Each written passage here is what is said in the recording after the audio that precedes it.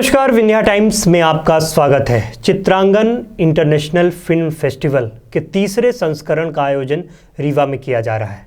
Festival के director अंकित जी आज हमारे साथ हैं, जो रंग उत्सव नाट्य समिति में लंबे समय से काम कर रहे हैं। तो हम जानेंगे कि इस फेस्टिवल में रीवा के लोगों को, प्रदेश के लोगों को और देश के लोगों को क्या अलग मिलेगा। तो अंकित जी, पहले तो बहुत स्वागत करना चाहूँगा आपका। पहला सवाल मैं आपसे यही करूंगा कि चित्रांगन फिल्म फेस्टिवल लंबे समय से हो रहा है, क्या अलग देखने को मिलेगा इस बार? हमारी कोशिश निरंतर रहती है कि हर वर्ष हम कुछ नया करने की कोशिश करें। पिछले 3 वर्षों से हम लगातार इसको कर रहे हैं। इस वर्ष भी हमारे पास अभी तक लगभग 70 देशों की एंट्रीज आ चुकी हैं फिल्मों की। और इस बार हम ऐसा करते हैं कि पूरे दिन में सुबह 10 से 3 बजे तक फिल्मों का हम लोग प्रदर्शन करते हैं। फिर 3 बजे के बाद जो एक्टर, डायरेक्टर या सिनेमाटोग्राफर आते हैं उनके साथ एक एक्सपर्ट शॉट करते हैं अपन। फिर शाम को हर वर्ष हम लोग नाटकों का प्रदर्शन करते थे, इसलिए इसका नाम Chitrangan international film and theatre festival है। लेकिन इस बार नया ये है कि हम लोग कॉन्सर्ट कर रहे हैं। अच्छा। मैथिली ठाकुर बहुत नोन सिंगर हैं। बिल्कुल। तो पहले दिन उनके कॉन्सर्ट से हम लोग आगाज़ कर रहे हैं फेस्टिवल का। मैथिली ठाकुर आ रही हैं जी। तो शुरुआत यानी मैथिली ठाकुर के गीतों से होगी जी। तो बहुत अच्छा इस बार का कार्यक्रम, क्योंकि मैथिली ठाकुर बहुत बड़ा नाम संगीत क्षेत्र में, उनका पहला कार्यक्रम होगा। अंकित जी, दूसरा सवाल यही करूंगा कि क्योंकि बहुत लंबे समय से ये कार्यक्रम हो रहा है और दूर दूर से कलाकार आ रहे हैं, रीवा के लोगों को एक बहुत बड़ा आकर्षण, या कहें कि पूरे विंध्य के लिए आकर्षण होगा, तो विंध्य की चीज़ों को कैसे उसमें इंक्लूड करेंगे? अभी तक हम लोगों ने पिछले संस्करण में हर वर्ष शाम को पहले पूर्व रंग भी करते हैं, जिसमें हम यहाँ के लोकगीत और लोकनाट्य और जो भी लोक परंपराएं हैं, जो भी हमारे यहाँ की चीज़ें प्रचलित हैं, हम उनकी भी प्रस्तुतियाँ कराते हैं लगातार से। तो कहीं ना कहीं जब उनके साथ इंटरेक्ट होते हैं तो वो बहुत सारी चीज़ें निकल के आती हैं, क्योंकि बहुत सारे डेलीगेट्स भी आते हैं, देश भर के छात्र भी आते हैं, तो वो सब यहाँ की भी चीज़ों को समझते हैं और यहाँ के लोग बाहर की चीज़ों को समझते हैं। बिल्कुल। तो सबसे बड़ी बात कि ये कार्यक्रम कैसे होगा, कितने दिन आयोजन होगा, क्या क्या इसमें होगा, ये सारी चीज़ें आप हमें बताएं। ये 16, 17, 18 फरवरी से शुरू होगा। मतलब 16 से इसका आगाज़ होगा सुबह 10 बजे से कृष्णा राज कपूर ऑडिटोरियम रीवा में। और जैसा मैंने अभी आपको बता दिया कि लगातार फिल्मों का प्रदर्शन, फिर बाकी चीज़ों का चलता रहता है। तो ये तीनों दिन लगातार, इसमें एक चीज़ें और नहीं है कि हमारे यहाँ के लोक कलाकार तो रहेंगे, झाबुआ के कुछ कलाकार हमारे बीच आ रहे हैं। वहाँ का एक बहुत फेमस लोक नृत्य है गुदुम बाजा। अच्छा। और वहाँ के और कुछ लोक कलाकार हैं, लगभग 50 लोक कलाकार वहाँ से इस फेस्टिवल के लिए आ रहे हैं इसमें शामिल होने के लिए। ठीक है। रीवा के लोगों को, या कहें विंध्य, क्योंकि सौंदर्य के क्षेत्र में और यहाँ की प्रकृति जो है वो बहुत सुहानी मानी जाती है। आने वाले समय में फेस्टिवल को लेकर, यहाँ पे फेस्टिवल जो भी होते हैं फिल्मों के फेस्टिवल, इससे आने वाले समय में यहाँ पे शूटिंग और तमाम तरह की चीज़ों की किस तरह आगे वृद्धि कही जा सकती है? निश्चित तौर पर जिस तरह से मध्य प्रदेश शासन बहुत सपोर्ट करता है। तो अभी क्या है कि भोपाल, जबलपुर, ग्वालियर में लगातार फिल्में आ रही हैं। महीने में 5-5 फिल्मों की शूटिंग हो रही है। रीवा थोड़ा सा इसलिए बच जा रहा है क्योंकि यहाँ पे एयरपोर्ट नहीं है, बम्बई से कनेक्टिविटी नहीं है।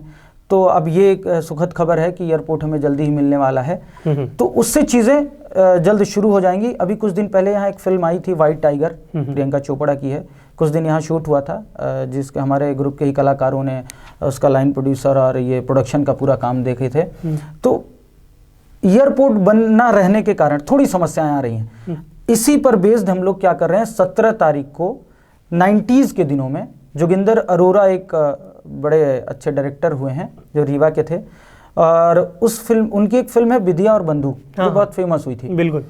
उसमें एक्टर थे रजा मुराद। वो भी इस फेस्टिवल का हिस्सा बन रहे हैं, वो भी आ रहे हैं। तो हम उनको एक सेशन ट्रिब्यूट कर रहे हैं जोगिंदर अरोरा जी को, उनकी फिल्म भी दिखाएंगे और उनके ऊपर विस्तृत एक चर्चा करेंगे। आपने कहा कि कहीं ना कहीं हवाई सेवा न होने के कारण विंध्य हमारा और रीवा हमारा पीछे रह जाता है। आपने एक फिल्म का भी नाम लिया, किस तरह की चीज़ें इसमें रह गई, क्योंकि इसमें शूटिंग होते होते प्रियंका चोपड़ा एक बहुत बड़ी अभिनेत्री का नाम लिया आपने, तो वो कैसे बताएं हमारे दर्शकों को कि कैसे नहीं हो पाया वो? शूटिंग तो हुई हाँ। पर कुछ ही हिस्सा हुआ। जैसे वाइट टाइगर फिल्म का नाम था, तो वो वाइट टाइगर का एरिया लिए, क्योंकि व्हाइट टाइगर के नाम से रीवा को जाना जाता जी है। जी। तो मुकुंदपुर आके उन्होंने वहाँ के शॉट्स लिए, वहाँ के वाइट टाइगर का पूरा लिए। वो उसमें कुछ एक्टर थे जो सेकेंडरी और ऐसे कैरेक्टर थे, वो आए हुए थे। प्रियंका चोपड़ा नहीं आई, कहीं ना कहीं कनेक्ट, क्योंकि बिजी शेड्यूल होता है, इतनी सारी फिल्में होती हैं, तुरंत यहाँ से वहाँ पहुँचना होता है, तो अब इतना समय नहीं होता कि यहाँ से इलाहाबाद या Jabalpur by road then Mumbai जाया जा सके। इसके कारण चीज़ें थोड़ी सी पीछे रह जा रही हैं, वो जल्द ही शायद बेहतर हो जाए। आदि शंकराचार्य का यहाँ पे बहुत बड़ा एक केंद्र माना जाता है, क्योंकि जब मध्य प्रदेश सरकार पिछले साल इसमें एक कार्यक्रम किया तो आदि शंकराचार्य को लेकर यहाँ पे एक मठ की भी बात हुई। इसमें इस फेस्टिवल में सुनने में जो चीज़ें आ रही हैं कि आदि शंकराचार्य को लेकर भी बहुत सारी चीज़ें देखने को मिलेगी, तो उसके बारे में बताएं आप। निश्चित तौर पर, जैसे दूसरे दिन से हम रोज़ शाम को 7 बजे नाटकों का प्रदर्शन करेंगे।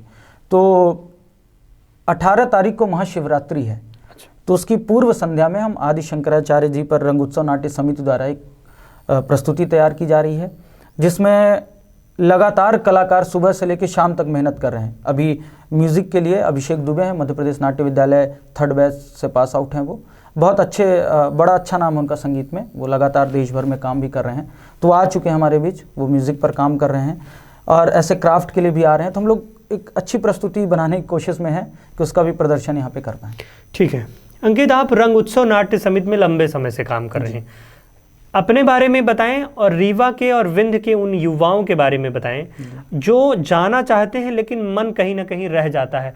फिल्मों की ओर आकर्षण होता है लेकिन पूरा नहीं हो पाता, कई बार सपने अधूरे रह जाते, उनके बारे में क्या बताएं? देखिए, क्या है कि व्यक्ति को पहले तो ये समझना पड़ेगा कि कोई भी विधा हो, उस विधा को आपको जानना, समझना और पढ़ना पड़ता है। अगर आप पढ़ेंगे नहीं तो आपको समझेंगे नहीं।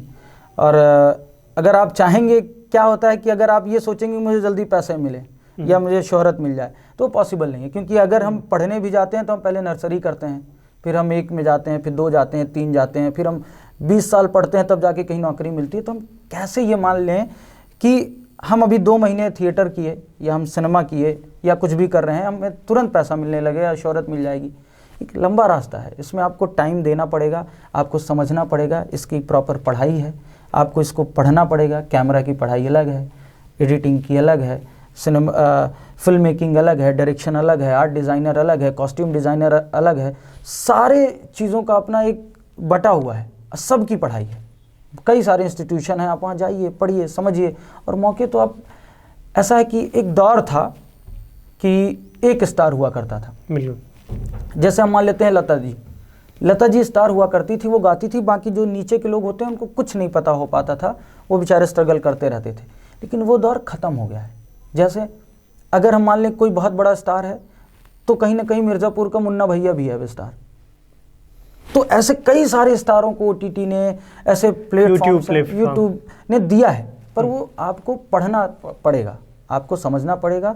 आप बिल्कुल तैयार रहिए, ट्रेंड रहिए कि आपको मौका मिले तो आप दोनों हाथ से नहीं, तीनों हाथ से बुला लीजिए इसको। तो सोशल मीडिया की और यूट्यूब की भूमिका बहुत महत्वपूर्ण मानते हैं?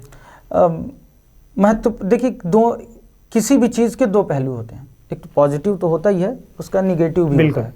तो जितना पॉजिटिव है उतना निगेटिव भी है, क्योंकि हर व्यक्ति वो वीडियो लगा के बना लेता है और डाल दिया, कुछ भी कॉमिक्स था, कुछ भी ऐसे करके कॉमिक मुंह बना लिया, ऐसा कर लिया, तो उसको लगता है मैं एक्टर हो गया हूँ। दरअसल ऐसा होता नहीं है, क्योंकि उसकी बहुत बृहत पढ़ाई है। एक एक्टर को, मुझे लगता है दुनिया की कोई ऐसी चीज़ नहीं होती है जो बिना पढ़े उसको छोड़नी चाहिए। उसको बहुत पढ़ना पड़ता है, बहुत फिलोसफिकल नॉलेज होना चाहिए, साइकोलॉजिकल नॉलेज होना चाहिए। तो दोनों रिस्पॉन्स हैं। किसी को फेमस भी कर रहा है, तो कुछ लोग गलत तरीके से भी आ रहे हैं, तो वो तो है ही। ठीक है, अंतिम सवाल चित्रांगन से, फिल्म फेस्टिवल के डायरेक्टर होने के नाते दर्शकों से क्या कहेंगे? मेरा एक ही अनुरोध है कि हम लोग लगातार कई वर्षों से इसमें लगे हुए हैं कि एक, जैसे हमारा ग्रुप है रंग उत्सव नाट्य समिति, इसमें लगभग 25 से 30 कलाकार वर्तमान में एज एन एक्टर हर चीज़ों की जानकारी ले रहे हैं। जैसे अभी अभिषेक भाई आए हैं, वो अभी म्यूज़िक सीख रहे हैं, क्योंकि थिएटर का म्यूज़िक थोड़ा डिफरेंट माना जाता है। तो इससे जुड़िए, जो भी लोग इससे इंटरेस्टेड हैं कि उन्हें सिनेमा करना है, उन्हें एक्टिंग में आना है, उन्हें इस फील्ड में जाना है, तो ये फेस्टिवल को देखें, बिल्कुल एंजॉय करें। जो भी दोस्त हैं उनको ले आएँ, क्योंकि बहुत सारे एक्टर्स आएंगे, डायरेक्टर्स आएंगे, बहुत अच्छे अच्छे नाटक आपको देखने को मिलेंगे। सिर्फ यही मेरा अनुरोध है सभी से। ठीक है, तो ये थे हमारे साथ अंकित कुमार मिश्रा, रंग उत्सव नाट्य समिति से हैं आप, और चित्रांगन इंटरनेशनल फिल्म फेस्टिवल का जो तीसरा संस्करण रीवा में होने जा रहा है उसके आप फेस्टिवल डायरेक्टर भी हैं। आपने बताया कि कार्यक्रम का आयोजन फरवरी में होना है और कृष्णा राज कपूर ऑडिटोरियम में इस पूरे कार्यक्रम का आयोजन किया गया है, और जिसमें देश सहित पूरे प्रदेश और देश के नामी कलाकार, या कहें कि संगीत की जगत के नामी कलाकार मैथिली ठाकुर से लेकर डायरेक्टर और एक्टर भी आ रहे हैं। तो आप सभी पधारें वहाँ पे इस कार्यक्रम का, और देश के बड़े बड़े चहेते आपके कलाकार वहाँ होंगे, वहाँ पे आप जरूर देखें। बहुत बहुत धन्यवाद।